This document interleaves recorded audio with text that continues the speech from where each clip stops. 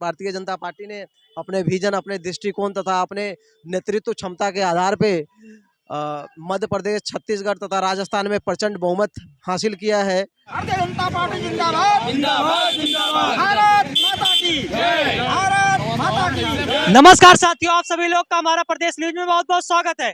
आज हमारी मौजूदगी नोएडा के बंगेल में है और आज जैसे कि राजस्थान, मध्य प्रदेश जो कि आज काउंटिंग हो रही है, उसमें बीजेपी जीत लाई है कांग्रेस को शिकस्त देकर। तो इस बारे में जनता का क्या कुछ राय है, आइए मैं सीधे बात करने की कोशिश करूंगा। और हमारे साथ गायघाट सामाजिक मंच के प्रवक्ता जी जुड़े हैं हमारे साथ, उनका क्या राय है, क्या कुछ कहना चाह रहे हैं, आइए मैं सीधा बात करने की कोशिश करता हूं। पहले आपका बहुत बहुत स्वागत हमारे चैनल में, आप कई बार आ चुके हैं, आपका बहुत बहुत स्वागत है। बिल्कुल बिल्कुल, आपको भी बधाई और संपूर्ण देशवासियों को बधाई कि भारतीय जनता पार्टी ने कहा गया है कि लोकतंत्र में लोकमत, जनमत और बहुमत का स्थान सर्वोपरि, और भारतीय जनता पार्टी ने अपने विजन, अपने दृष्टिकोण तथा अपने नेतृत्व क्षमता के आधार पे मध्य प्रदेश, छत्तीसगढ़ तथा राजस्थान में प्रचंड बहुमत हासिल किया है। ये कहीं ना कहीं भारतीय जनता पार्टी की सांगठनिक क्षमता को दर्शाता है तथा साथ में ही उनके नेतृत्व क्षमता को उजागर करता है। भारतीय जनता पार्टी ने जिस तरीके से चुनाव लड़ा है, पूरा एकदम फुल स्विंग के मूड में थे और उन्होंने प्रचंड बहुमत हासिल की है। जी, जैसे कि वहां पर से ये भी कहना है कि कुछ हिंदुओं के ऊपर जैसे क्या होता है, वहां पे सनातन का विरोध किया गया, उस वजह से कांग्रेस शिकस्त खाई, क्या कुछ ऐसा आपका क्या विचार है? नहीं, कांग्रेस के पास मैंने आपको बताया है कि उनके पास ना नीति है ना नियति है। राहुल गांधी के पास ना बहु है ना बहुमत है। तो सबसे पहले किसी चुनाव में आप जाते हो, जैसे राजस्थान की बात करें तो उनकी सरकार थी राजस्थान में, अशोक गहलोत के नेतृत्व में। उन्होंने काफ़ी महत्वाकांक्षी योजना अशोक गहलोत ने लॉन्च भी किया था। जमीनी स्तर पर अशोक गहलोत हर एक उस पर जाके वो कर रहे थे, प्रचार प्रसार कर रहे थे। लेकिन समस्या ये है कि उनके संगठन का ही व्यक्ति, यानी कि संगठन में एकजुटता नहीं थी। कहीं ना कहीं सचिन पायलट और अशोक गहलोत का खेमा बटा हुआ था।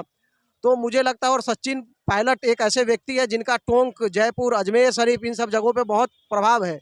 तो ऐसे व्यक्ति को, जिसको आपको मुख्यमंत्री पिछले साल ही बनाना चाहिए था, पिछले चुनाव में ही बनाना चाहिए था, उस व्यक्ति को नाराज करके आप दगे हुए कारतूस के ऊपर दोबारा आप वो कर रहे हो, चुनाव लड़ने जा रहे हो। तो कहीं ना कहीं मुझे लगता है कि कांग्रेस के संगठन क्षमता पे सवाल उत्पन्न होता है कि तो राजस्थान की ये बात हो गई। और राजस्थान में 199 तकरीबन सीटें हैं, बहुमत का आंकड़ा 100 के करीब में था। तो ज़्यादातर जो चुनावी विश्लेषक है उस बात को मान रहे थे कि 200 में से कांग्रेस आसानी से राजस्थान को रिपीट करने वाली है, लेकिन नहीं हुआ। भारतीय जनता पार्टी के नेतृत्व में वहाँ पे सरकार बनी। भारतीय जनता पार्टी कुछ करे ना करे, चुनाव बड़ी शिद्दत से लड़ती है।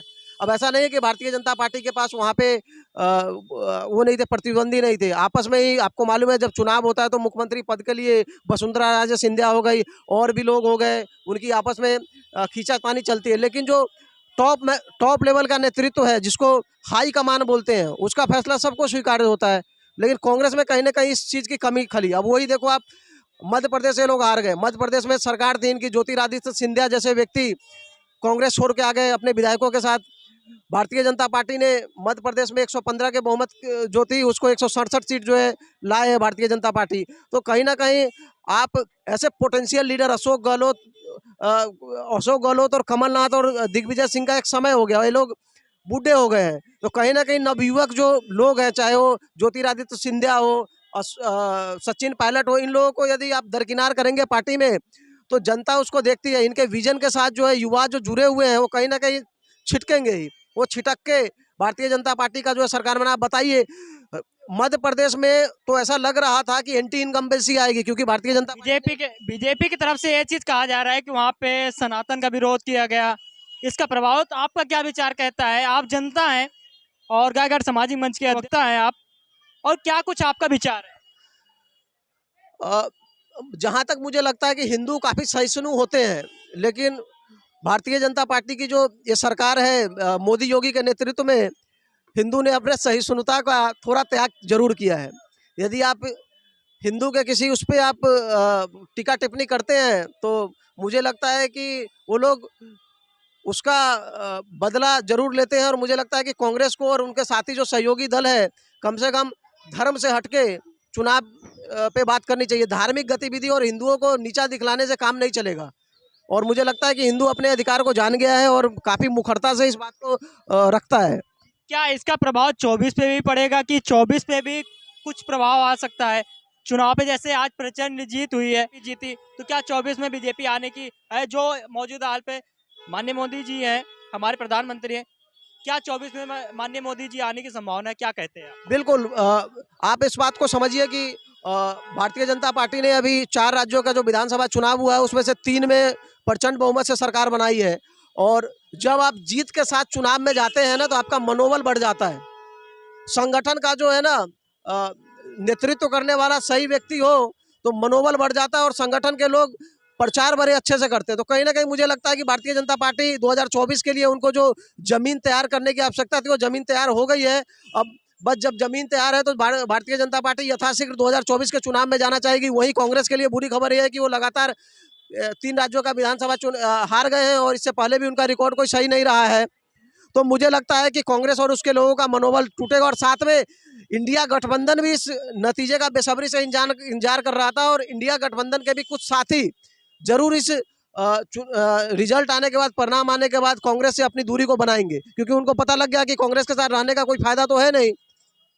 जैसे कि इंडिया गठबंधन की अभी आपने चर्चा की, इंडिया गठबंधन में क्या चीज होता है कि जो उन्हीं के लोग हैं, केजरीवाल उनको गाली दे रहे हैं, अखिलेश यादव उनके विरोध में, ये सब एक हुए, एक संगठन बनाए अपना चुनाव लड़ने के लिए, हालांकि एक दूसरे को ही गाली दे रहे हैं। क्या कुछ कहना चाहिए? देखिए, जनता सब कुछ जानती है। जैसा आपने अखिलेश यादव जी का नाम लिया, अखिलेश यादव जी ने तो यहाँ तक बोला कि भाई अब मैं कांग्रेसियों का जो है फोन उठाना बंद कर दिया मैंने।